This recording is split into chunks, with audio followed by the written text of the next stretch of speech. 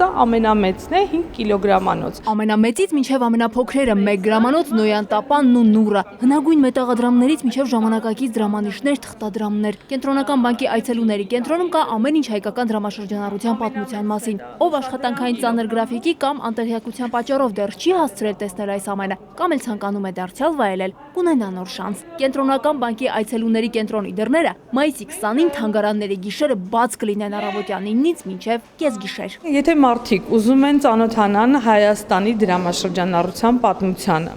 եթե ուզում են որոշակի տեղեկատվություն ունենալ փողի պաշտպանական հատկանիշներին, եթե որը մեկին հետաքրքրում է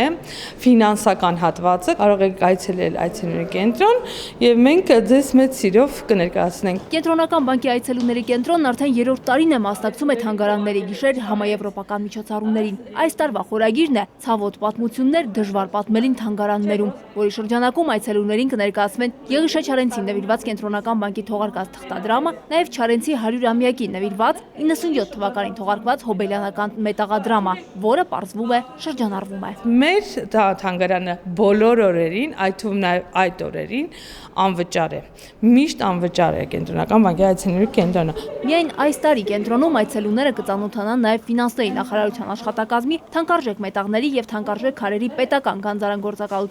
ներկայացրած պատմամշակութային արժեքների ժամանակավոր ցուցադրությանը։ Հաշվի առնելով նախորդ տարիների հոսքը, սպասվում է, որ այս անգամ թանգարանների գիշերը Կենտրոնական բանկ կայցելի 2000 քաղաքացի։ Լիլիթ Ասլանյան, Անդրանիկ Արթենյան, ժամը լրատվական։